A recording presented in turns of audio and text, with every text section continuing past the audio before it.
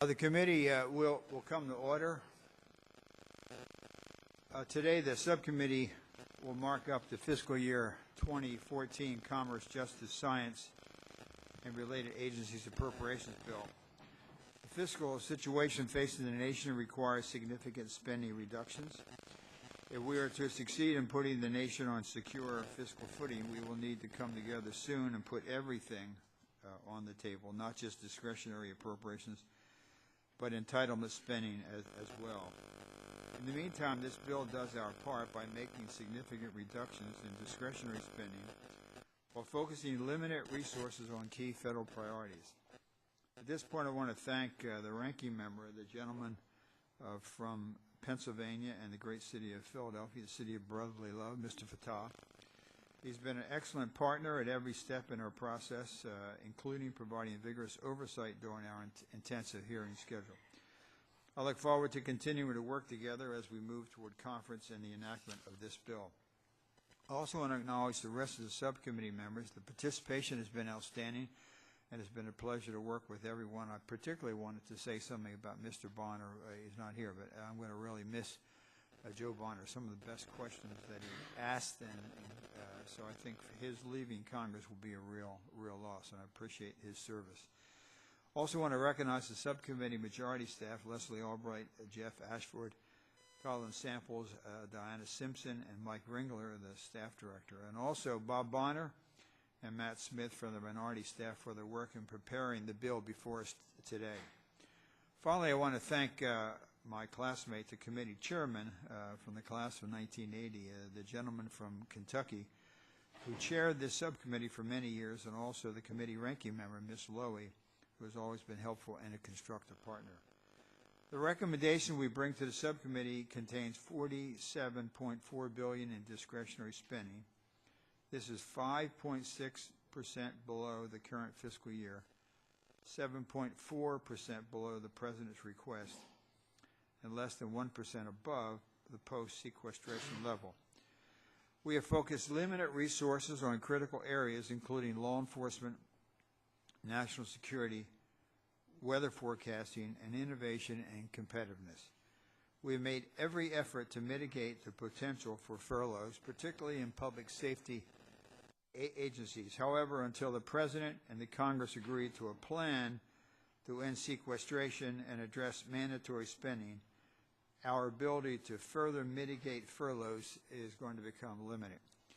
In the current fiscal year, the subcommittee has approved reprogramming proposals as necessary to help agencies manage program and personnel impacts resulting from sequestration. There are no furloughs at the Bureau of Prisons, at the FBI, at the Justice Department because of allowing them to rearrange.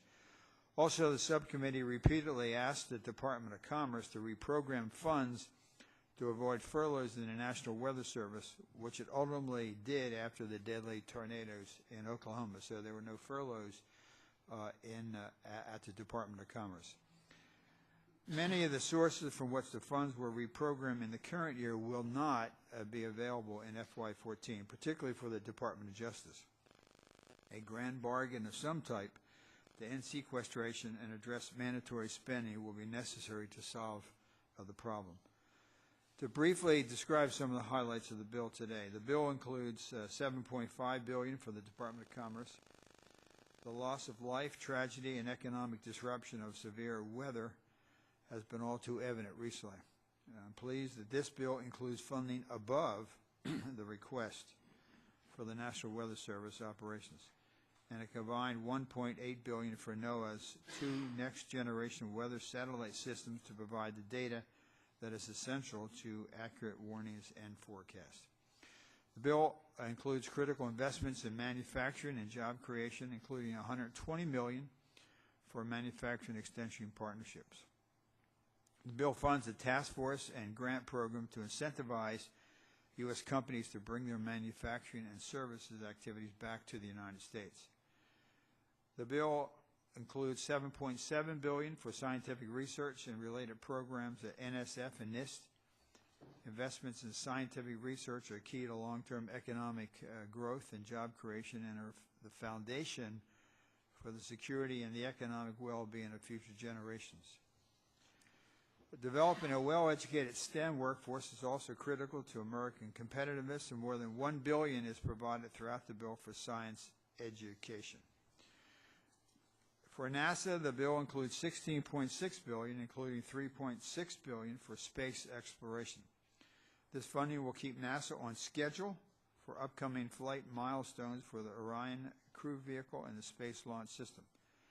I'm also pleased to note that the bill includes $566 million for aeronautics research. Aerospace is a pillar of the American manufacturing sector, job creator, and this investment will boost our aviation competitiveness. The bill also includes $4.8 billion for NASA science programs. This amount restores cuts in the President's request that would have inhibited progress on planetary science goals, including missions to Mars and Europa.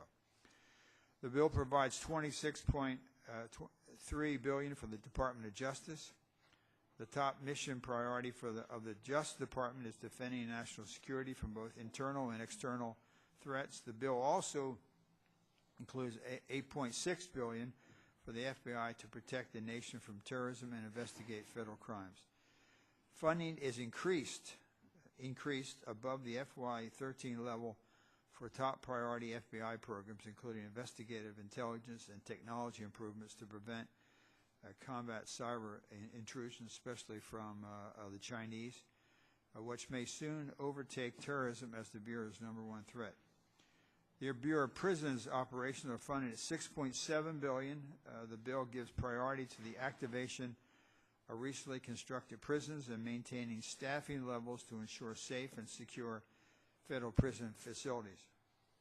The bill creates a Chuck Colson task force on federal corrections. The task force will make recommendations to reform correction programs to increase public safety, improve offender accountability, reduce recidivism, and control cost. The bill includes $1.8 billion for justice grant programs, which is a reduction of $357 million below FY13. The bill prioritizes proven high-priority programs, including Burn Justice Assistance Grant, SCAP, Missing and Exploited Children programs, prescription drug monitoring, and the DNA grants. Funding for violence against women and victims of trafficking is increased. It's increased above the current level and above the President's request for each program.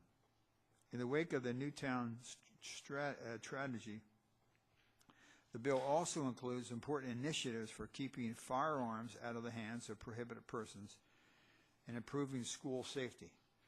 The NICS background check system is only effective if state records are complete and included. This bill includes $55 million for grants to improve NICS record, an increase of $37 million. The bill also includes $75 million for a new comprehensive school safety initiative run by the National Institute of Justice to identify and support best practices, and $3 million for the National Center for Campus Public Safety. This is a summary of the recommendations before you today. It represents the best take that we can do on matching the needs with this scarce resource. Before I recognize Mr. Fattah, I just want to say to Mr. Bonner, I had mentioned, Joe, how much I personally, I know I think everybody else will agree, miss you leaving. I think you're one of the best members that I've served with. I served here we've been here for 32 years.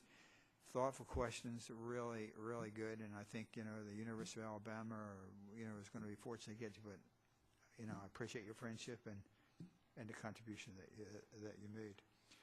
At this point, it's my intention to yield to Mr. Fattah, and then I'd like to yield to the full committee chairman, Mr. Rogers, and then to the full committee ranking member, Mrs. Lowy, if they have any comments to make. Mr. Fattah. Thank you, Mr. Chairman.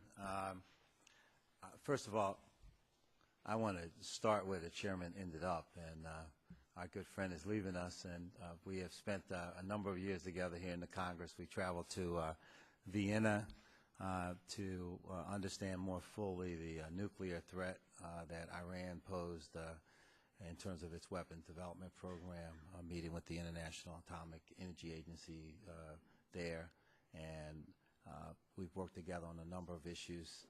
And so we want to wish you well as you go forward. Let me thank the chairman for his cooperation As we have developed this mark, it is true that the allocation is challenged and deficient in several respects, but that's above our pay grade, and it will be a resolution at some point.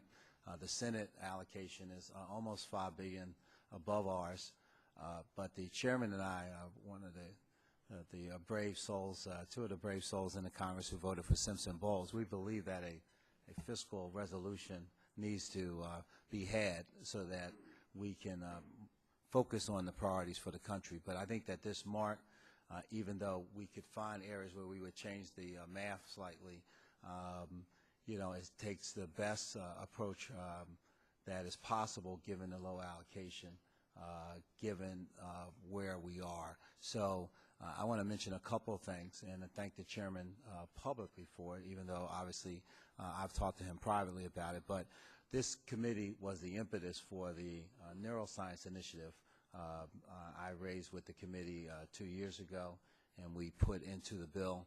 And now we have a major initiative involving dozens of federal agencies looking at how we better understand the human brain and the 500 or so diseases and disorders that afflict tens of millions of Americans, and a whole range from mental health to traumatic brain injury and the like.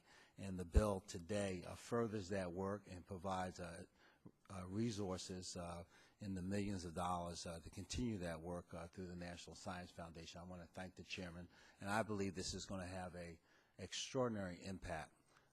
Dr. Harris and I visited with, along with Eric Cantor, over to NIH, and we've seen the beginnings of a major collaboration that the president has termed the BRAIN Initiative that I think has a great import for our country going forward.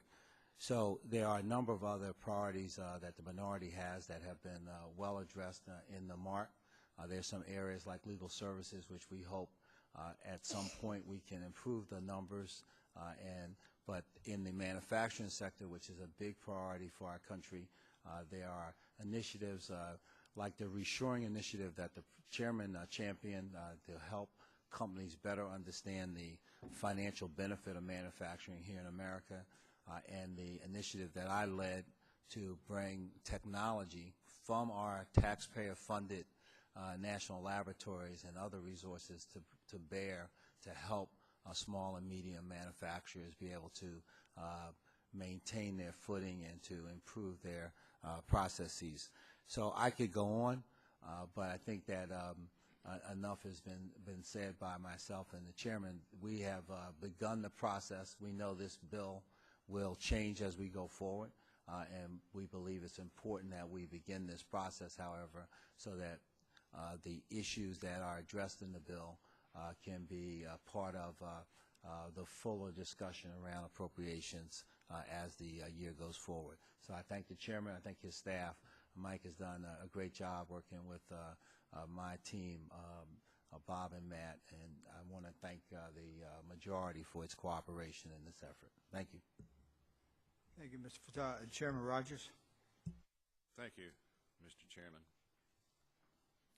You know, all of our subcommittees have been given scant numbers with which to deal.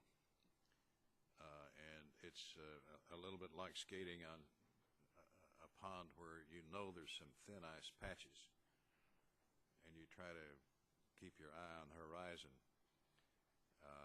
and not look down. It's a bit like what Will Rogers, I think it was, said one time. If you're wearing spurs, don't squat.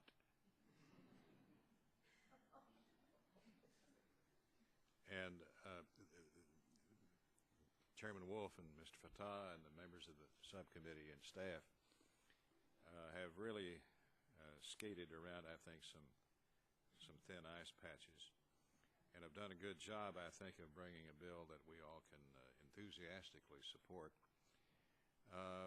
We're confronted with a slow-moving economic recovery, unprecedented deficit spending, out-of-control debt. And with that, our committees have been tasked with putting forward appropriations bills that that more closely align our federal spending to the unsettling fiscal realities confronting the country.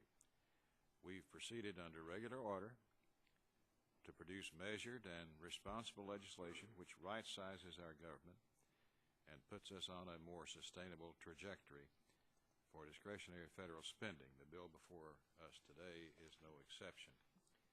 It includes, as the chairman says, $47.4 billion.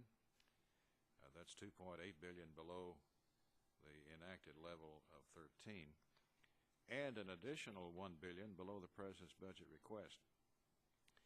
And these cuts obviously were not easy. But given the aforementioned fiscal realities, compounded by a lack of leadership in addressing our ballooning entitlement programs, they're absolutely necessary. The chairman has taken pains to first root out extraneous, duplicative, unnecessary programs to save dollars while prioritizing some of the most critical aspects of government.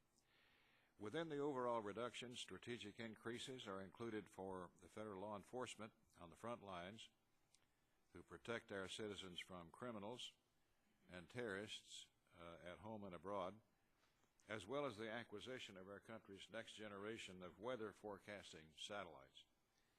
We've also continued to support critical programs which maintain the competitiveness of U.S. businesses and industries, and those which promote the scientific research that will help America continue to lead the world in innovation.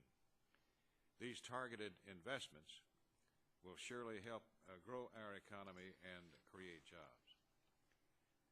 I'm also deeply grateful to the chairman for his support in this bill for efforts to bring under control our country's fastest growing drug threat, the abuse of prescription drugs, which the Center for Disease Control has said was a national epidemic.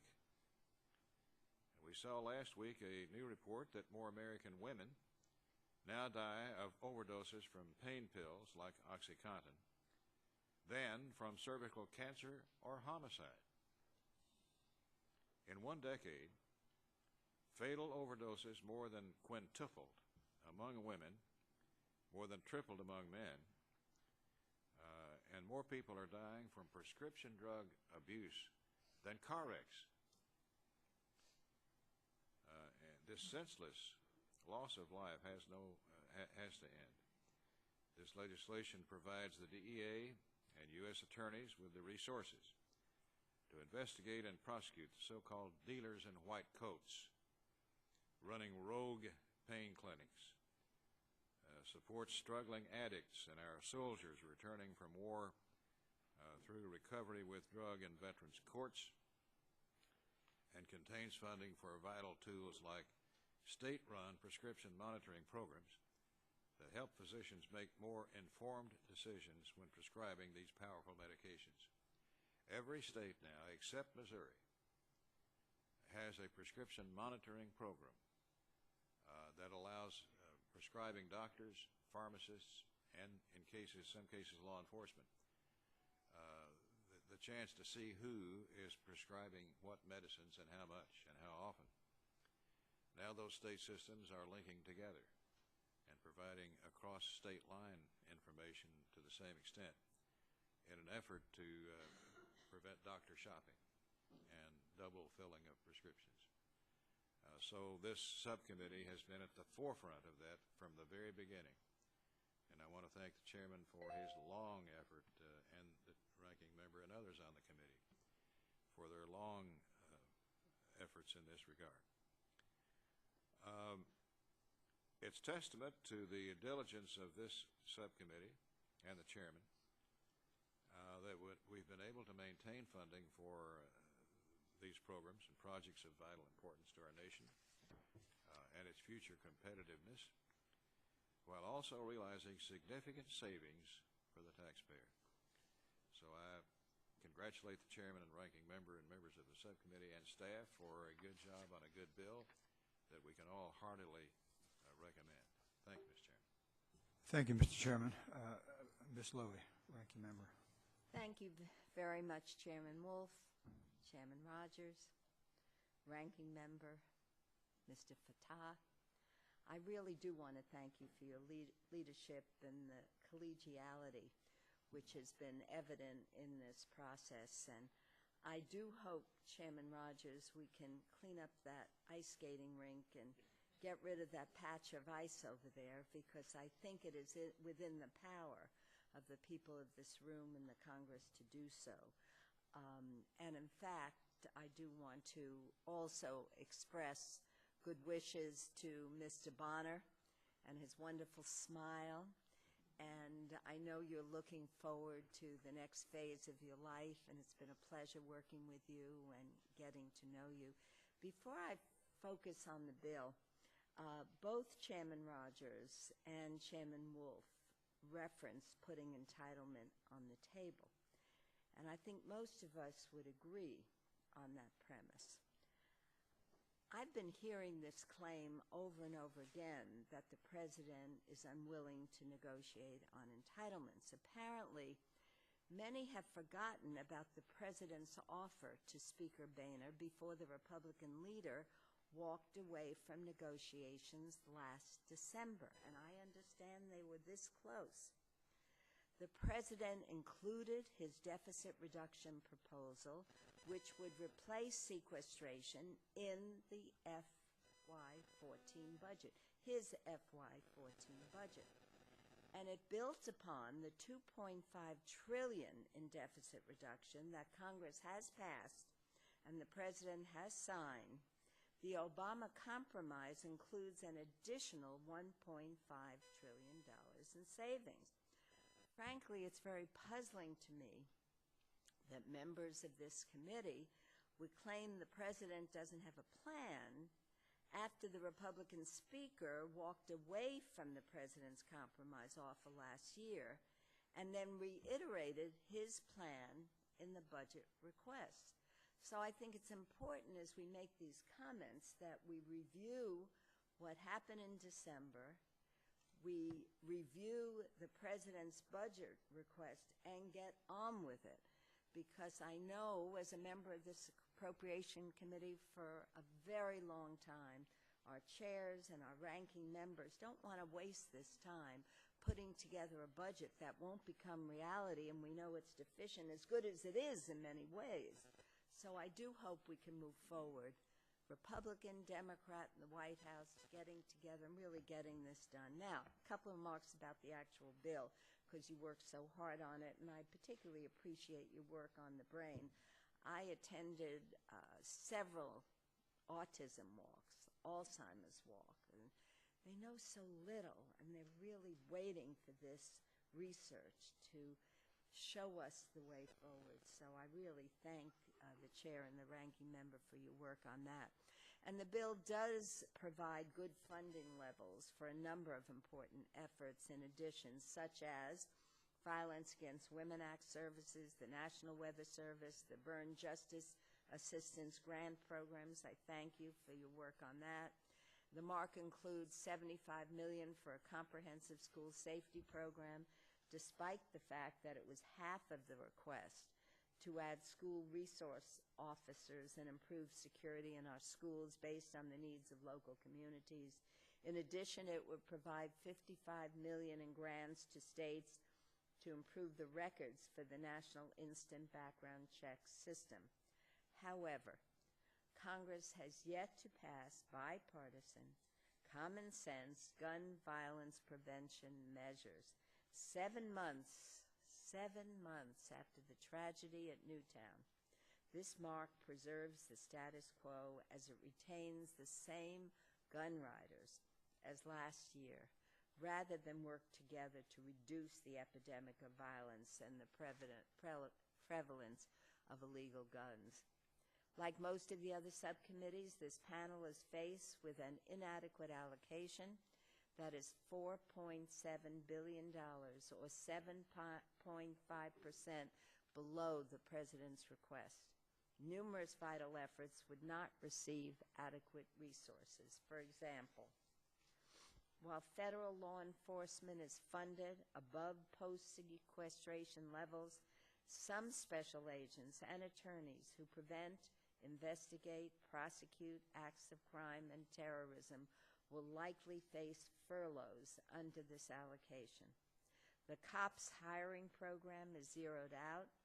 Had it been funded, the administration's request would have provided grants to support the hiring of 8,310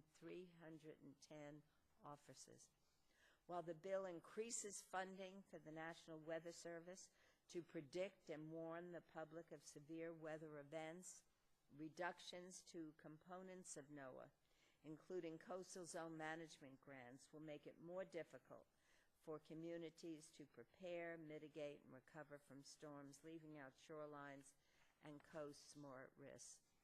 We cannot meet the needs of federal law enforcement, prosecute criminals, or protect public safety with an allocation this low.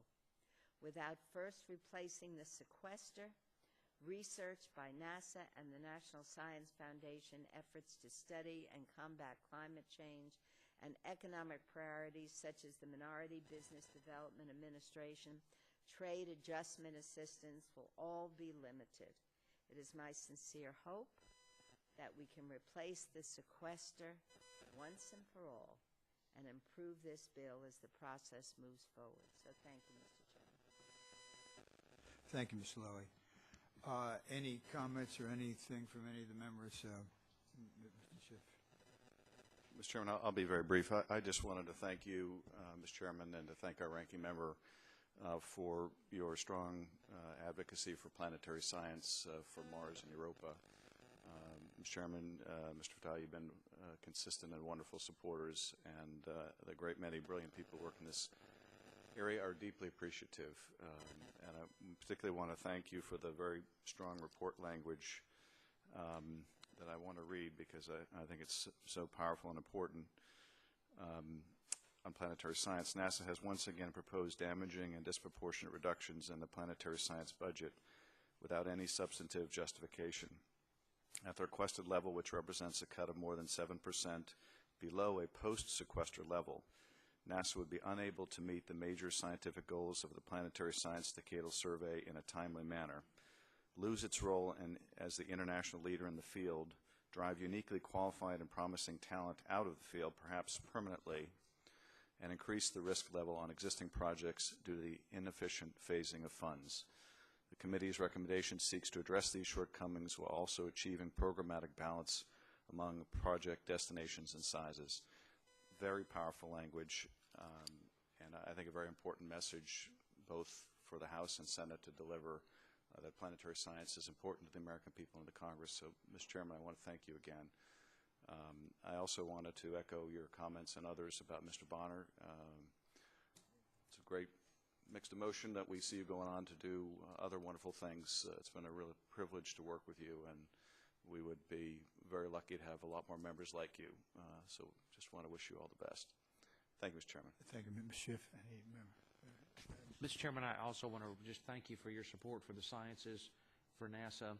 It's been steadfast throughout your tenure as chairman of this subcommittee. All of us on this subcommittee are here because of our passion, not only for the country, but for the investment that needs to be made in our future through investments to the National Science Foundation, through NASA, through Planetary. You've been there for all of them, for NIST, and we deeply, deeply appreciate your commitment and that of the ranking member as well. Thank you, sir. Thank you, Mr. Colbert. Mr. Serrano? Mr. Chairman, I had the good fortune, the opportunity, and my own markup as ranking member this morning, a few minutes ago, to bid farewell momentarily to Joe Bonner and to remind the world what a great guy I think he is, and he knows he's not on the list of the people I wanted to leave Congress. Just none in this committee, but and I take the privilege of being the only member of this committee who was ranking member to both you, Chairman Wolf, and you, Chairman Rogers, at different times, and we've worked together, and I appreciate the work you've done with ranking member Fattah. Two brief comments on the work you've done. I hope as the process goes through, we can do something better for the Legal Services Corporation. It's a great program. I know it's a program we all support. interestingly enough, a program that's been around for a long, long time from a Republican president who felt that people should be protected at all times. So I hope that as we go along, we do this. And while it might be little noticed, this is a very historic moment, or the beginning of a historic process. And I want to thank Ranking Member Fatah and yourself, Chairman Wolf, for including the language that the President asked for regarding a vote to determine the political status of Puerto Rico. As you know, I was born in the territory, or the colony, as some would think. It's been 115 years that Puerto Ricans have been waiting for Congress, not themselves. They've done it a few times, for Congress to say, have a vote. And since the issue always is statehood, it should be noted for the members of the committee that the party in control of both houses of the legislature and the governorship is not the statehood party, and so they will be charged with the responsibility of writing the ballot. The bill calls, the language calls for the Justice Department to look at the ballot and determine that it's constitutional, and it doesn't commit us to anything but to take it up, and that's why I think it's a fair approach. They vote after 115 years. They tell us what they wish for themselves. We then take it up, and maybe we can begin the process of ending this colonial status that has existed for 115 years. And so, as a member of Congress, but personally, as an American, I thank you, because I do find myself in that unique situation of having been born in the territory and now serving in the Congress that holds, if you will, the territory. And so to me, this is very important, and I thank you for allowing the language to stay in. Thank you. Thank you. Mr. Chairman, Mr. Rogers, Chairman.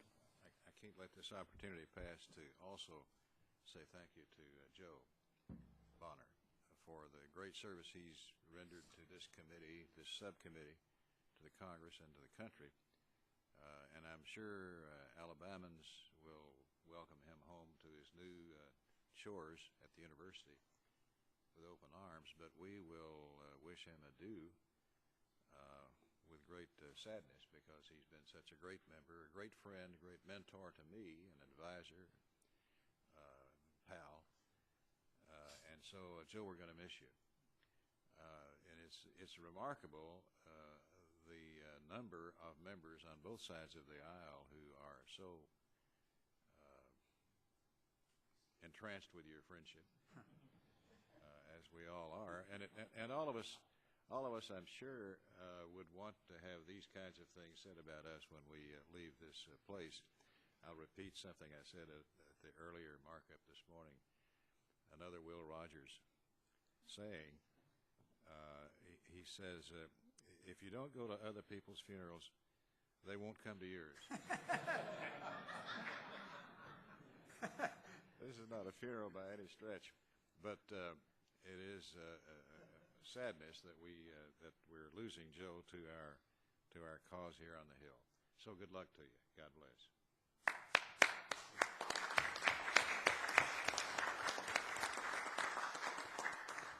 Mr. Adderall, Thank you, Mr. Chairman. I also appreciate the work that you and the ranking member have added or put into this bill, and it's certainly a good bill, especially concerning the overall budget situation, as the full chairman has mentioned. Along with the large accounts, there's a lot of programs that are much smaller, yet they're very significant. I continue to be in support of the designation of some of the DA funding to assist the local and the state law enforcement cleanup for the waste sites created by meth labs. These groups of criminals often span state lines, and so the funding is especially helpful. Also want to mention the $19 million for the Victims of Child Abuse account, also a very important account. Regarding NASA, which is an important part of this bill, there is a lot of good oversight in this bill and report. I appreciate NASA's positive comments this year regarding the SLS and the progress on the core vehicle.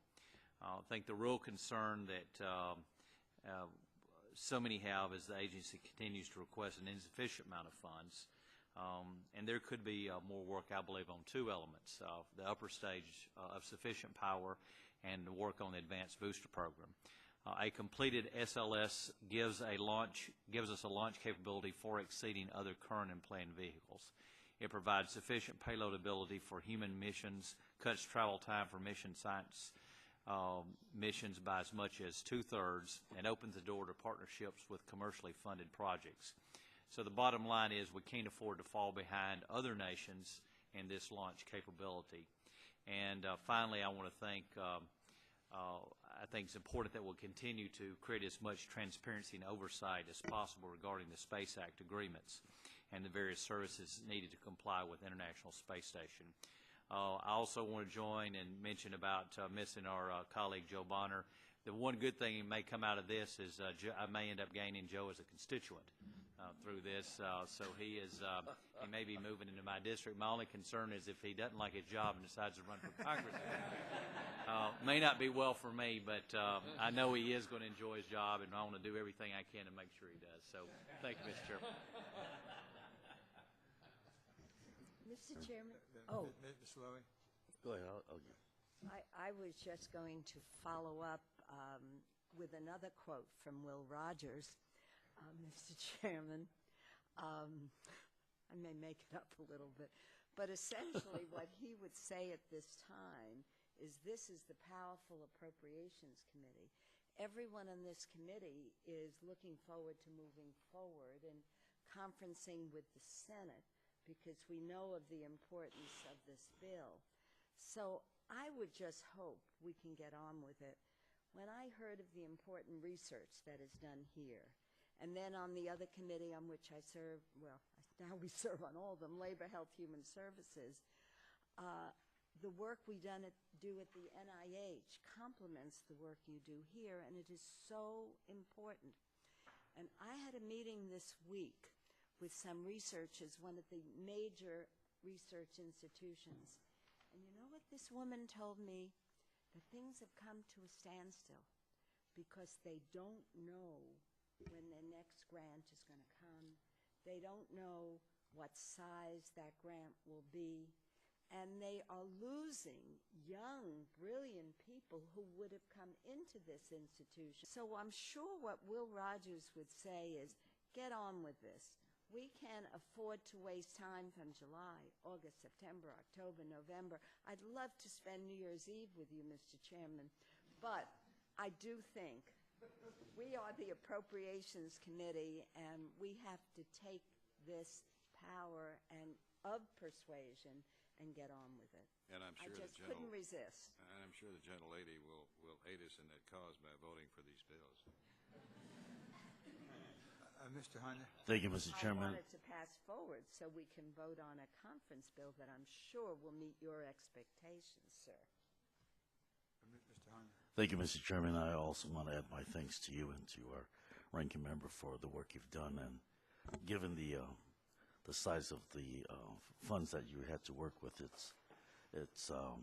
had to be a very terrible process to go through. And Chairman Rogers, I don't know. Are you related to Will? I'm sorry, I didn't hear you. You're not related to Will Rogers, are you?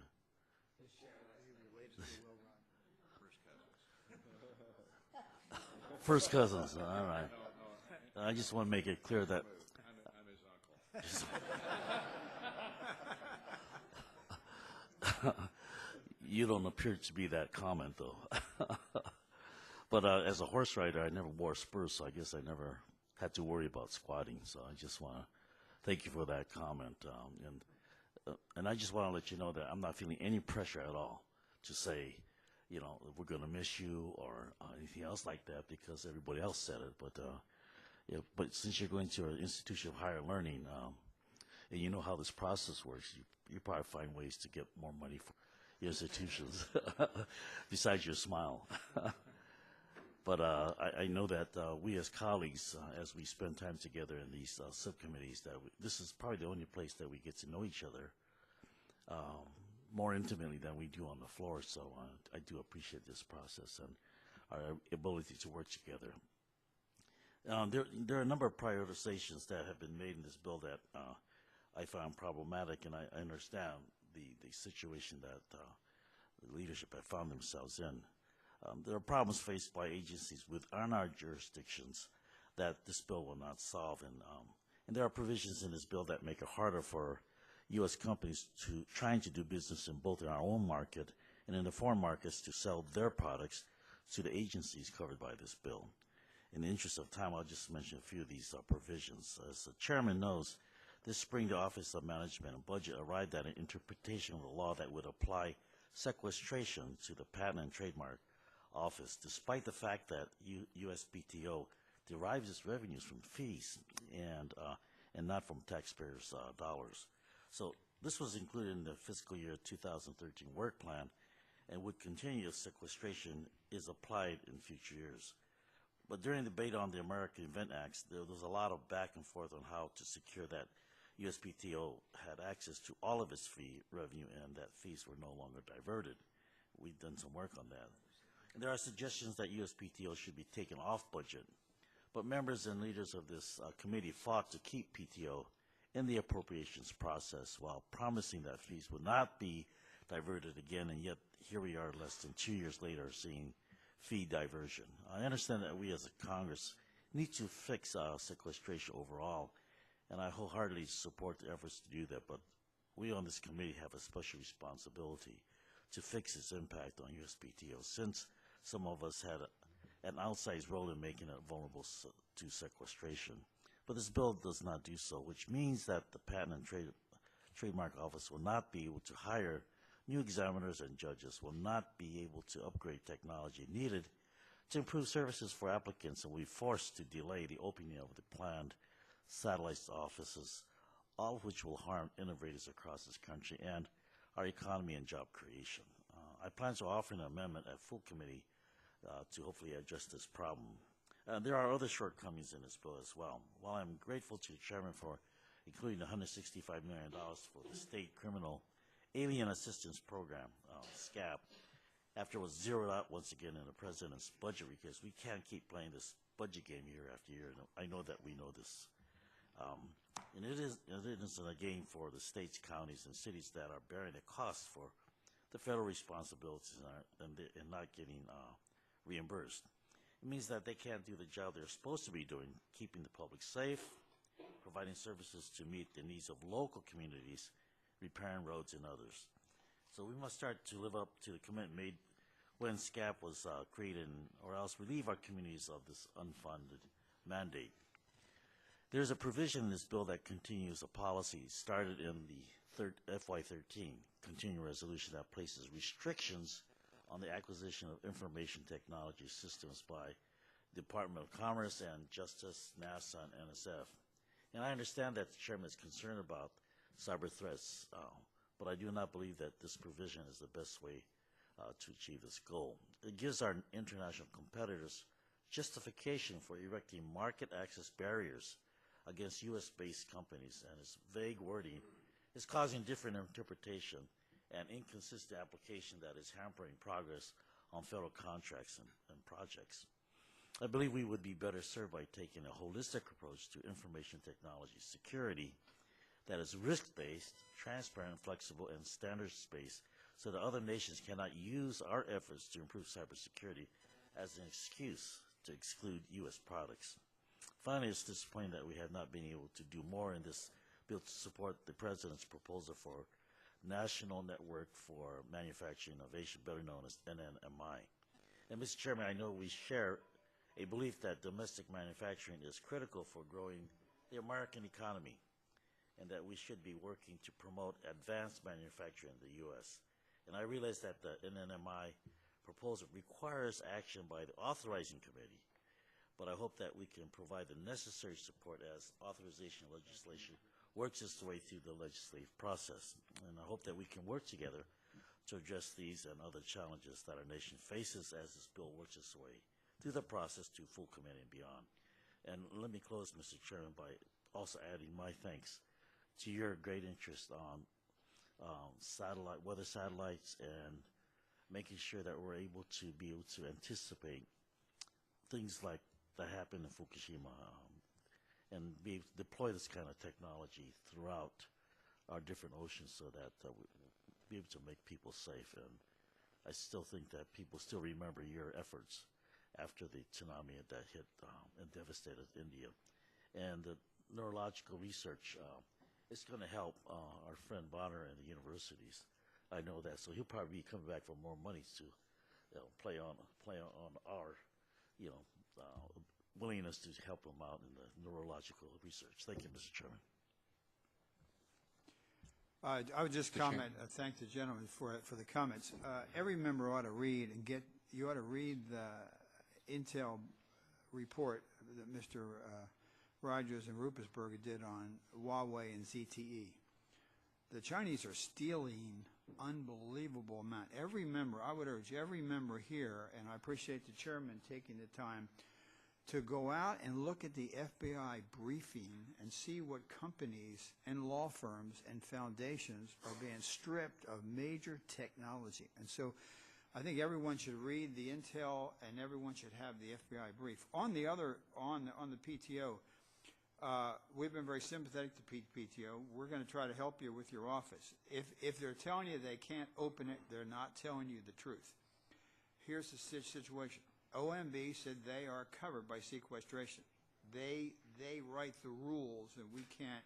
Secondly, if we had added that in, that's $150 million that we would have had to take from other programs that other members are interested in. Thirdly, the PTO gets a 5% increase in this bill above last year. And so if they tell you that they don't have the money to open up the office, and I told you that I supported you in that effort, sure, come by and we'll sit down with them. But they do have the money, and there is no excuse for them not to open up next year because they're getting a 5% increase. And if you look at some of the other agencies that have been hit, so they ought to open up your office. You ought to be there for when they open it. There's no excuse. But had we taken out $150 million,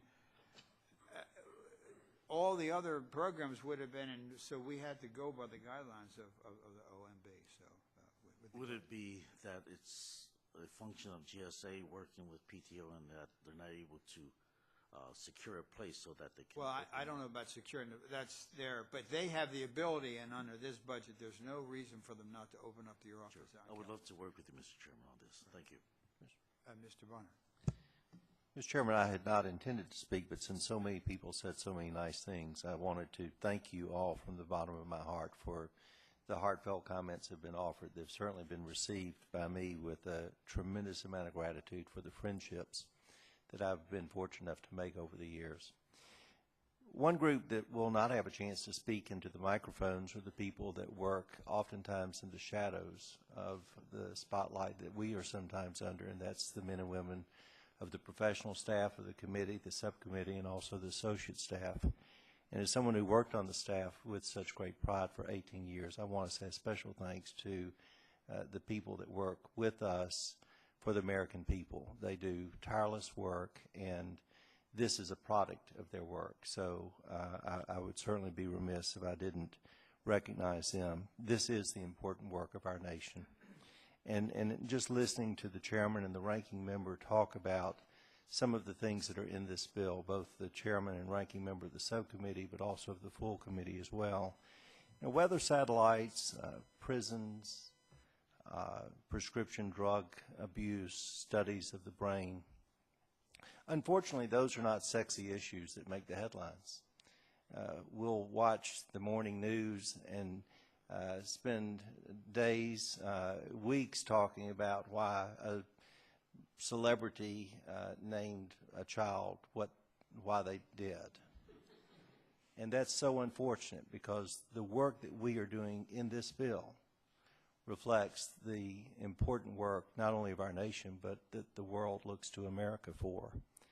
And while I could say something about each and every one here, I would be especially remiss if I didn't talk for just a moment before I go to the motion, unless there's someone else that the chair recognizes, about the passion, the principled leadership and voice, whether it's on human rights or on fiscal sanity, of Chairman Wolf. There is not, our party had a guy named Teddy Roosevelt who became a champion for the environment before that became popular. And there have been many members on both sides, I think about Tom Lantos and others who became a voice of leadership on human rights. but no one brings such passion and conviction as Chairman Wolf. So it has been a tremendous honor serving on this subcommittee with you and with all of you. And I'm also reminded of the scene from The Adventures of Tom Sawyer, where Tom and Huck were listening to what was believed to be their funerals. And after they saw the entire church congregation break down in tears, they came out to remind everyone they were alive. So I am alive. This is not a funeral, but with a profound amount of gratitude, I appreciate the members of this committee and the members, and as the ranking member said, this is the Appropriations Committee. This is the committee that every one of us at some chapter in our life in Congress worked our hearts out to become a member of, because we knew we could do good for the American people. It is a committee that still does good, and I've been honored to be a part of it. So thank you so much. I yield now to the Vice Chairman, Mr. Bonner, for a motion. Mr. Chairman, Yes, if I can just have a minute. I apologize. Mr. Harris. Thank you very much. And I'll be very brief, but it's just a follow-up on an issue of concern that was brought up during one of the hearings. We are the Appropriations Committee. We are expected to fund the executive branch, which unfortunately I think is having an increasing pattern of disregarding the will of Congress and most recently the will of the law itself, disregarding the law itself. The situation was, as you may recall, we had the Attorney General appear on April 18th. Shortly after, a subpoena was issued to Assistant Attorney General Perez, requesting personal emails that were used for official business, and which we didn't know at the time. The night before, the Department of Justice had communicated with the Oversight Committee and indicated that, in fact, 1,200 times personal emails were used for referring to or relating to official business, and yet only 34 had been allowed to be viewed at the Department of Justice by the committee. Mr. Chairman, that, if you might recall, the Attorney General at that time said that the subpoena had been complied with, because my question to him was, as the Attorney General of the country, was he going to recognize the importance and legality of a congressional subpoena to one of his employees? And he dismissed it as the subpoena was complied with. Well, Mr. Chairman, it was not complied with. In fact, it still is not being complied with. Is this a subpoena issued by our subcommittee? No, I said the Committee on Oversight. Okay, well, this is a subcommittee on appropriations, so... Well, Mr. Ranking Member, I believe you were there. You were there at the hearing. This is about, and this is the exact issue. We fund the Department of Justice. We are funding currently an employee who is not responsive to a congressional subpoena and has not been responsive for 3 months. So, Mr. Ranking Member, I would beg to differ. That is exactly the purpose of this Appropriations Committee, is to see that taxpayer funds paying a highly paid public employee who is disregarding the will of Congress in contradiction to the Constitution, which says that the Mr. Ranking Member, I will yield in a minute. Okay. The Constitution, which says that the purpose of the executive branch is to carry out the will of Congress and the law. Now, Mr. Perez still has not complied with this subpoena 3 months later. And, Mr. Chairman, I'll ask you a brief question, because we wrote a letter about a week and a half later to the Attorney General asking him just to, and I will quote from the letter, that we want him to be clarifying his testimony. His testimony to the subcommittee was that the subpoena was complied with. It has come to light, again, 1,200 times emails were used, personal emails. And, Mr. Chairman, when I chaired the Committee on Energy and Environment Subcommittee and the Science Committee, we had this problem with EPA, where Administrator Jackson was using a personal email account, or since it was named after her dog, I'm not sure we should call it a personal email account, to actually send emails regarding official activity in what appears to be an attempt to violate the Records Act. Mr. Chairman, this is serious. So I'm going to yield just to ask you a question. Did you receive a reply from the Attorney General? I think we may. I better check so I don't say something. We both sent the letter, Mr. Chairman, and Yeah, I didn't receive one. But let me. I'm not sure. But let me just Okay. check. I would appreciate you checking because We'll I'm. let you know within an hour. Thank you very much, Mr. Chairman, because again, this committee is charged with paying the salary of every federal employee, and they really should comply with the will of Congress, especially a subpoena to a committee. And thank you. I yield back. Thank you. Mr. Chairman, Yes. if I could be recognized before the motion. Sure. And I appreciate the doctor's concerns in this regard. It's impossible for our subcommittee to deal with the business that's being conducted in other subcommittees. We don't have a copy of the subpoena. We don't know the nature of the response. It's difficult for us to make a judgment. So I wouldn't want to be a party to disparaging individuals in the public about noncompliance with a lawful subpoena, having no basis, no evidence in front of us. So I just want to, at least for our side of the aisle, separate myself and our side from any notion that we would condemn individuals on the basis of no evidentiary information in front of our subcommittee. So I appreciate your concern. I understand you serve on another committee, and but I thank the chairman, and I'd be glad to proceed to the motion. Mr. Bonner. Mr. Chairman, I move that the chairman's mark be reported to the full committee. All in favor, say aye. Aye. Opposed? The bill is reported out. I ask unanimous consent that the staff be given the authority to make technical and conforming changes to the items approved today without objection, so ordered. If there is no further business, the committee stands adjourned. Congratulations. Thank you. Thank you, Mike. Great job. Thank you, Mr. Chairman.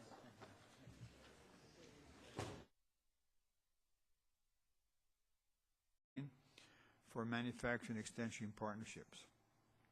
The bill funds a task force and grant program to incentivize U.S. companies to bring their manufacturing and services activities back to the United States.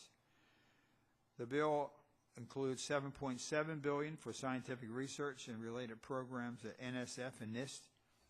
Investments in scientific research are key to long-term economic growth and job creation and are the foundation for the security and the economic well-being of future generations. But developing a well-educated STEM workforce is also critical to American competitiveness, and more than $1 billion is provided throughout the bill for science education. For NASA, the bill includes $16.6 billion, including $3.6 billion for space exploration. This funding will keep NASA on schedule for upcoming flight milestones for the Orion crew vehicle and the Space Launch System. I'm also pleased to note that the bill includes $566 million for aeronautics research. Aerospace is a pillar of the American manufacturing sector, job creator, and this investment will boost our aviation competitiveness. The bill also includes $4.8 billion for NASA science programs. This amount restores cuts in the President's request that would have inhibited progress on planetary science goals, including missions to Mars. Also want to recognize the subcommittee majority staff, Leslie Albright, Jeff Ashford, Colin Samples, Diana Simpson, and Mike Ringler, the staff director, and also Bob Bonner and Matt Smith from the minority staff for their work in preparing the bill before us today. Finally, I want to thank my classmate, the committee chairman from the class of 1980, the gentleman from Kentucky, who chaired this subcommittee for many years, and also the committee ranking member, Ms. Lowy, who has always been helpful and a constructive partner. The recommendation we bring to the subcommittee contains $47.4 billion in discretionary spending. This is 5.6% below the current fiscal year, 7.4% below the President's request, and less than 1% above the post-sequestration level. We have focused limited resources on critical areas, including law enforcement, national security, weather forecasting, and innovation and competitiveness. We have made every effort to mitigate the potential for furloughs, particularly in public safety agencies. However, until the President and the Congress agree to a plan to end sequestration and address mandatory spending, our ability to further mitigate furloughs is going to become limited. In the current fiscal year, the subcommittee has approved reprogramming programs in Europa. The bill provides $26.3 billion for the Department of Justice. The top mission priority of the Justice Department is defending national security from both internal and external threats. The bill also includes $8.6 billion for the FBI to protect the nation from terrorism and investigate federal crimes. Funding is increased above the FY13 level for top priority FBI programs, including investigative intelligence and technology improvements to prevent combat cyber intrusion, especially from the Chinese, which may soon overtake terrorism as the Bureau's #1 threat. The Bureau of Prisons operations are funded at $6.7 billion. The bill gives priority to the activation of recently constructed prisons and maintaining staffing levels to ensure safe and secure federal prison facilities. The bill creates a Chuck Colson task force on federal corrections. The task force will make recommendations to reform correction programs to increase public safety, improve offender accountability, reduce recidivism, and control cost. The bill includes $1.8 billion for justice grant programs, which is a reduction of $357 million below FY13. The bill prioritizes proven high priority. The committee will come to order. Today, the subcommittee will mark up the fiscal year 2014 Commerce, Justice, Science, and related agencies appropriations bill. The fiscal situation facing the nation requires significant spending reductions.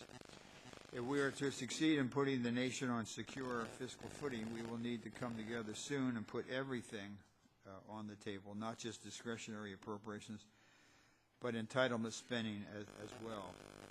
In the meantime, this bill does our part by making significant reductions in discretionary spending while focusing limited resources on key federal priorities. At this point, I want to thank the ranking member, the gentleman from Pennsylvania and the great city of Philadelphia, the city of brotherly love, Mr. Fattah. He's been an excellent partner at every step in our process, including providing vigorous oversight during our intensive hearing schedule. I look forward to continuing to work together as we move toward conference and the enactment of this bill. I also want to acknowledge the rest of the subcommittee members. The participation has been outstanding, and it's been a pleasure to work with everyone. I particularly wanted to say something about Mr. Bonner. He's not here, but I'm going to really miss Joe Bonner. Some of the best questions that he asked, and so I think his leaving Congress will be a real loss, and I appreciate his service. Proposals as necessary to help agencies manage program and personnel impacts resulting from sequestration. There are no furloughs at the Bureau of Prisons, at the FBI, at the Justice Department because of allowing them to rearrange. Also, the subcommittee repeatedly asked the Department of Commerce to reprogram funds to avoid furloughs in the National Weather Service, which it ultimately did after the deadly tornadoes in Oklahoma. So there were no furloughs at the Department of Commerce.